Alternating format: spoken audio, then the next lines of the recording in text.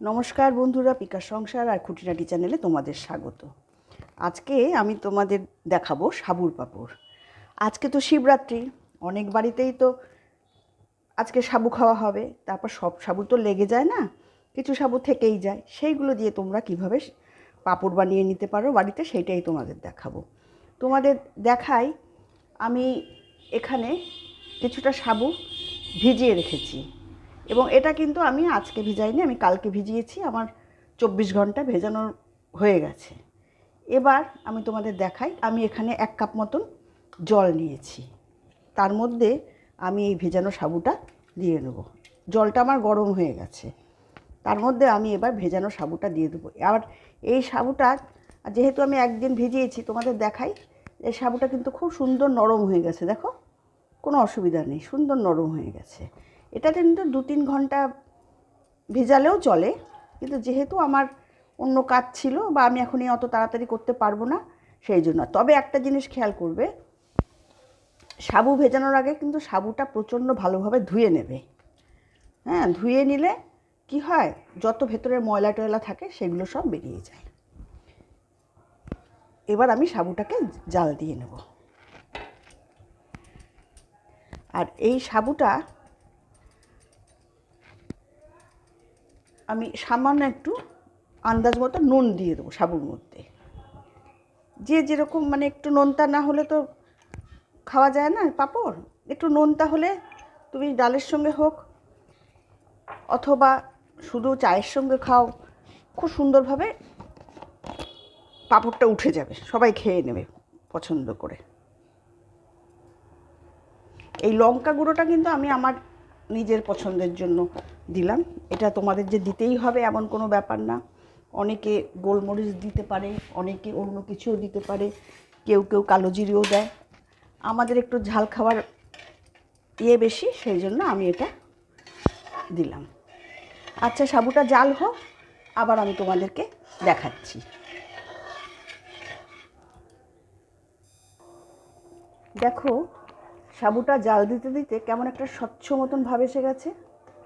তোমরা বুঝতে পারছো যে কেমন একটা অন্যরকম রং এসে গেছে,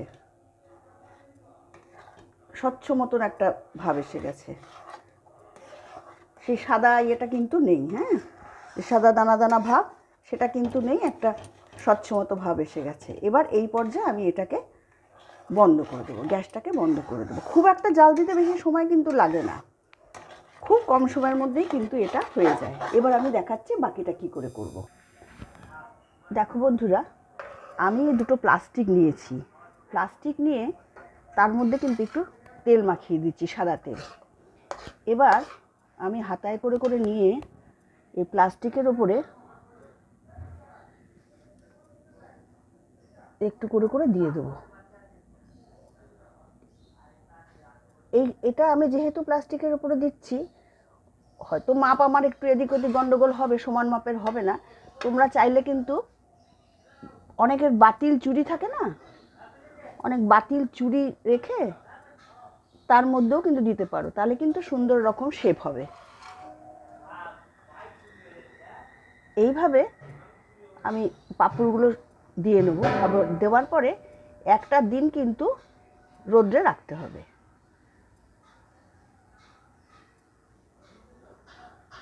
চাইলে তোমরা এটা ছোটও করে করতে পারো, বড় করলেও করতে পারো। কারণ এই সাবুর পাঁপড় এমনিতেও কিন্তু ভাজার পরে অনেকটা সাইজে বেড়ে যায়। আমার কোনো মাপটাই কিন্তু সমান হচ্ছে না, কেউ ছোট হয়ে যাচ্ছে, কেউ বড় হয়ে যাচ্ছে। আসলে এটা একটু দুধের হাতা দিয়ে করলে ভালো হয়। যেহেতু আমার দুধের হাতাটা জোড়া আছে, সেহেতু আমি একটা অন্য হাতা দিয়ে করছি, সেই কারণে ঠিকঠাক একদম সুন্দর সুন্দর শেপ কিন্তু হচ্ছে না। যাই হোক, বাড়িতে করছি, এটা খেয়ে নেওয়া যাবে, এই হলো বাড়তি জিনিস না ফেলে। কারণ সাবু ভেজালে সবটা সাবু তো সবসময় লাগবেই এমন তো কথা নয়। তারপরে বেশি সাবু তো খাওয়া যায় না একসঙ্গে।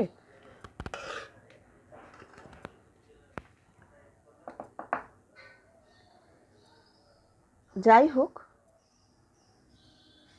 আমি আবার পরে তোমাদের দেখাবো যে পাঁপড় দেওয়া হয়ে গেলে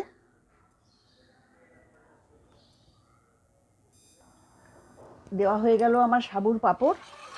আমার এখানে দেখো এই কটা পাঁপড় হয়েছে। এটা তোমরা চাইলে কিন্তু স্টিলের থালাতেও কিন্তু তোমরা দিতে পারো, তবে সব জায়গাতেই কিন্তু তোমাদের তেল মাখিয়ে দিতে হবে, তেল না মাখালে কিন্তু হবে না। আর আরেকটা কথা, এরা কিন্তু নিজে নিজেই শুকিয়ে যাবে, একটা দিন কিন্তু রোদে দিতে হবে, কড়া রোদে একটা দিন থাকলে ভালো হয়। আমি অবশ্য যেখানে রোদ আসে সেই রকম জায়গায় দিয়েছি। আবার পাঁপড়টা শুকোলে তোমাদেরকে দেখাবো। দেখো রোদ্দুরে দেওয়ার পরে পাঁপড়গুলো কিন্তু একদম শুকিয়ে খটখটে হয়ে গেছে, তবে আমার যে ছোট বড় ইত্যাদি ইত্যাদি কিছুই কিন্তু বোঝা যাচ্ছে না। এবার দেখি যে পাঁপড়গুলো ভেজে কেমন হয়েছে।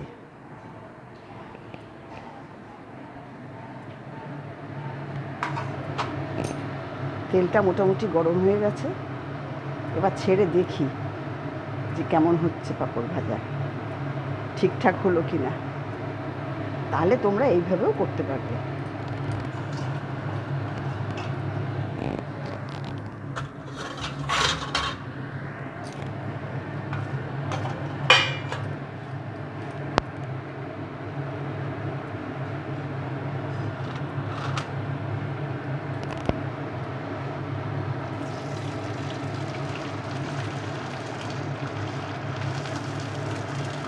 আরে বাস, এই দেখো কেমন সুন্দর হয়ে গেল আমার সাবুর পাঁপড়।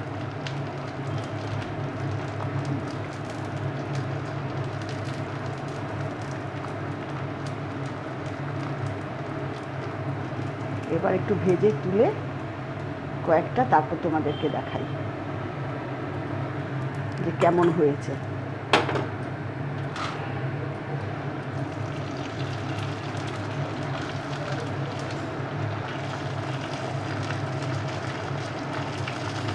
দেখো ছোট্ট ছোট্ট থেকে কিন্তু কত বড় বড় হয়ে যাচ্ছে। দেখো বাড়িতে সাবুগুলো তো কে খাবে কে খাবে না ওই পড়ে থাকছে, তার থেকে একটু কাজে লাগলে এটা কিন্তু সকলেই মুখ চালাবে, কারোরই কিন্তু খুব একটা খারাপ লাগবে না। আর জিনিস নষ্ট না করে কোনো কাজে লাগলে পরে সেটা তো সব থেকে ভালো ব্যাপার, তাই না? খুব একটা বেশি ভাজবো না, কেননা খাবার লোক না থাকলে তো মুশকিল। অল্প একটু ভেজে নিই, তারপর রেখে দেবো। এটা তো কিছুদিন রাখাই যাবে, শুকনো জিনিস, কোনো নষ্ট হওয়ার ব্যাপার নেই।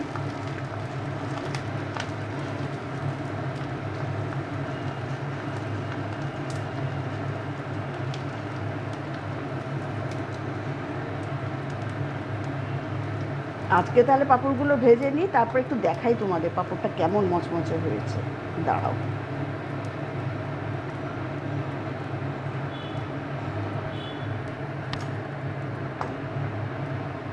দেখো সবগুলো পাঁপড় আমি ভাজিনি, আমি 4টে পাঁপড় ভেজেছি। এবার তোমাদের দেখাই কেমন মচমচে হয়েছে। এই দেখো, দেখেছো পুরো মচমচে হয়েছে। কাজেই তোমরা খুব সহজেই কিন্তু বাড়িতেই পাঁপড়টা বানিয়ে ফেলতে পারবে, আর চায়ের সঙ্গে অথবা ডাল দিয়ে খেয়ে নিতে পারবে। খুব ভালো থেকো তোমরা। আজকে ভিডিওটা আমি এই পর্যন্তই শেষ করছি। আর নতুন যদি কোনো বন্ধু আমার ভিডিওটা দেখে থাকো, তার কাছে অনুরোধ রইল চ্যানেলটা সাবস্ক্রাইব করার জন্য। খুব ভালো থাকো তোমরা, পরবর্তীকালে আবার দেখা হচ্ছে পরের কোনো ভিডিওতে। খুব ভালো থেকো তোমরা, আজকে এই পর্যন্তই।